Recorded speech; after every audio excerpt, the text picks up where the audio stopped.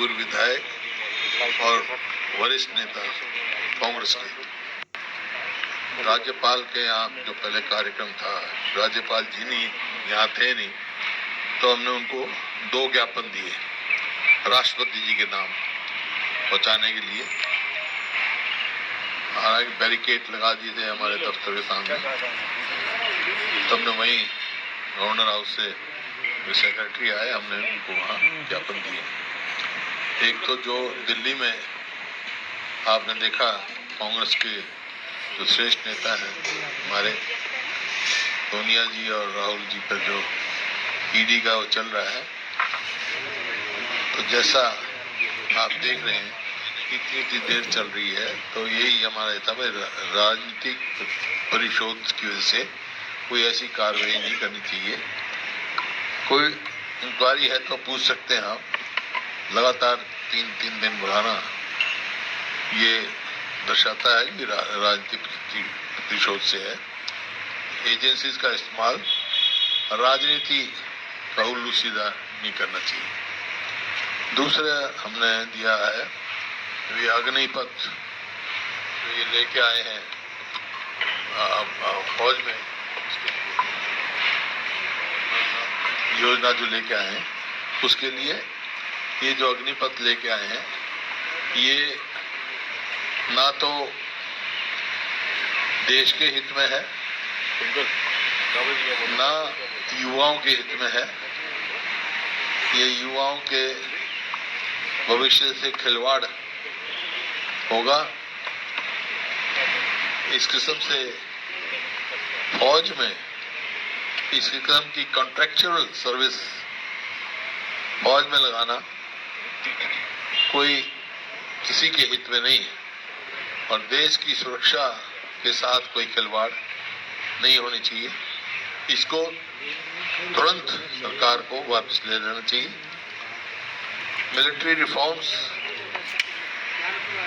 लाने चाहिए, होते भी रहे हैं, लेकिन कोई भी रिफॉर्म लाने के लिए बहुत व्यापक तौर पे स्टेक होल्डर्स जितने हैं उनसे चर्चा की जाती है, और फिर पायलट प्रोजेक्ट के उस पे कोई ना कोई प्रोजेक्ट चलाया जाता है, उसका नतीजा देखा जाता है, उसके बाद ही उसको रिफॉर्म्स में शामिल किया जा सकता है। तो इसको तुरंत वापस लेना चाहिए, यही हमारे ज्ञापन में कहा है, यही पार्टी की मांग है। ये 2 बात लेके हम गए थे। अब 20 तारीख को दिल्ली में धरना है जंतर मंतर पे, वो भी वहाँ जाएंगे।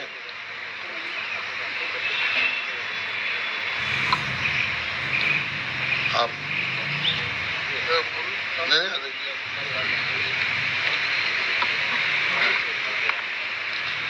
आदरणीय साथियों, अभी हमारे आदरणीय हुड्डा साहब ने दोनों जो विषय थे उनके बारे में काफी विस्तार के साथ अभी चर्चा की है। जिस प्रकार से हमारे शीर्ष नेता राहुल जी को अनावश्यक तौर से और अमानवीय तौर से और जिस तरह से हरास किया जा रहा है, जिस तरह से परेशान किया जा रहा है, ईडी का पहले तो कोई मामला बनता ही नहीं। इससे पहले इस पर काफी चर्चा हो चुकी है। 1937 में ये नेशनल हेराल्ड की स्थापना की थी। उस समय पंडित जवाहरलाल नेहरू जी ने, सरदार पटेल जी ने, आचार्य नरेंद्र देव जी ने, अपने प्रशांत टंडन जी ने, और ये एक स्वाधीनता संग्राम के सेनानियों की आवाज बनकर के उभरा था, और इसीलिए ब्रिटिश हुकूमत ने 1942 से 45 तक इसको बैन रखा। उसके बाद विषम आर्थिक परिस्थितियां इसके सामने आई और ये बहुत ज्यादा घाटे में चला गया। तो कांग्रेस पार्टी ने 2002 से और 2011 तक 9 साल में 100 किस्तों में 90 करोड़ रुपए दिए थे, जो पहले भी ये एक्सप्लेन इस बारे में कर भी चुके हैं। तो कहने का मकसद ये है कि जब सब चीज पार्टी के खातों में दिखाया गया है, दर्शाया गया है, तो उसमें कोई मनी लॉन्ड्रिंग का केस तो कोई हुआ ही नहीं, कोई ना ही किसी ने कोई प्रॉफिट लिया किसी तरह से। फिर भी जो है कोई बात प्रश्न पूछनी है तो वो पूछ सकते हैं, लेकिन 10-10 घंटे बिठा के रखना, 3 दिन तक 10-10 घंटे बिठा के रखा, फिर दोबारा से सोमवार को भी बुला रखा है, वो इस बात को दर्शाता है कि एक बहुत ही सुनियोजित तरीके से बदनाम करने के लिए और ये कुत्सित प्रयास किया जा रहा है। इसका कांग्रेस पार्टी डटकर विरोध करेगी और ना डरेंगे ना झुकेंगे, और इस पर पूरी तरह से सड़क से संसद तक इसकी पूरी तरह से लड़ाई लड़ेंगे। दूसरा जो अग्निपथ योजना का है, ये एक बहुत ही, ये हमेशा जब भी फैसले लेते हैं तो किसी को विश्वास में लेते नहीं। इसी तरह से तो उन्होंने नोटबंदी का किया, जीएसटी का किया, इसी तरह से ये कृषि कानून लेकर के आए। पहले किसानों के खिलाफ कृषि कानून लेकर आए, किसी को भी विश्वास में नहीं लिया, और अब जवानों के खिलाफ ले आए। जो जय जवान और जय किसान का नारा लगते थे, पहले तो किसान लपेट दिए, दूसरी बार में जवान लपेट दिए। आज पूरी तरह से हर नौजवान अपने आप को ठगा महसूस कर रहा है। आज उनके अंदर फ्रस्ट्रेशन आ रही है, बेरोजगारी चरम सीमा पर है। कई साल से वो मेहनत कर रहे थे, कोविड के नाम से पहले भर्तियां हुई नहीं, वो पूरी तरह से सुबह सुबह कई किलोमीटर के रेस और ट्रेनिंग कोचिंग ले रहे थे कि फौज में भर्ती होंगे। अब उनके सामने प्रस्ताव रख दिया कि भाई 4 साल बाद उनको रिटायर कर दिया जाएगा। 17.5-18 साल का बच्चा 21 साल तक के लिए जाएंगे, तो फौज में भर्ती होता है 22 साल का, वो रिटायर हो जाएगा। ना तो उसकी एजुकेशन होगी, आगे वो पढ़ना चाहे वो भी उसका मामला खत्म हो जाता है कि जब 4 साल तक पढ़ाई बीच में छूट जाती है, और ना ही वो समर्पित होकर के सेना के लिए काम कर पाएगा।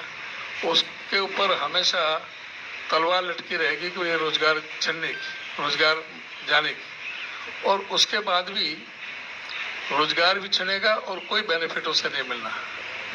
ये 1 रैंक 1 पेंशन की बात करते थे, नो पेंशन नो रैंक, कोई मेडिकल फैसिलिटी नहीं, कोई किसी प्रकार की उनको कोई सुविधा नहीं, और वो एकदम बेरोजगारी दोबारा से उनके सामने मुंह बाए खड़ी रहेगी, और उससे उनका भविष्य पूरा खतरे में नजर आ रहा है। इसलिए ये पूरा देश के अंदर ये गुस्सा प्रकट हो रहा है और अनऑर्गेनाइज्ड है। इस बात से जाहिर होता है कि युवाओं के अंदर कितना गुस्सा है। तो इसमें हमारी पार्टी उनके साथ है, उनसे ये अपील भी करते हुए कि वो धैर्य से, संयम से, शांति से, अहिंसा से अपने इस आंदोलन को चलाएं, और इस आंदोलन के साथ हमारी सहानुभूति है। ये जो फैसला है ये बिल्कुल गलत लिया है। इसको हमने राष्ट्रपति महोदय से भी इस ज्ञापन के माध्यम से रिक्वेस्ट की है कि इसको तुरंत इसको वापस लिया जाए, इसको निरस्त किया जाए इस फैसले को, जिससे युवाओं में जो ये गुस्सा है ये शांत हो सके। देखिए, मैं खास तौर पे जो ये लेके आए हैं अग्निपथ, इसमें सबसे ज्यादा नुकसान हरियाणा वासियों का है, क्योंकि हर 10वां फौजी हरियाणा का है, और ये सबसे ज्यादा प्रभावित हरियाणा के नौजवानों को करेगा, क्योंकि पूरे देश के जवान जो है आज मायूस है इस नीति से, और कोई चाहता नहीं। इसी वास्ते आप देख रहे हैं स्पॉन्टेनियस रिएक्शंस अलग अलग जगह से हो रहे हैं। मेरा फिर से यही आग्रह है केंद्र सरकार से, इसको तुरंत वापस लें, और आपके कोई साथियों के कोई सवाल हो तो सवाल जिससे आप पूछना चाहें उससे पूछ सकते हैं। हाँ जी।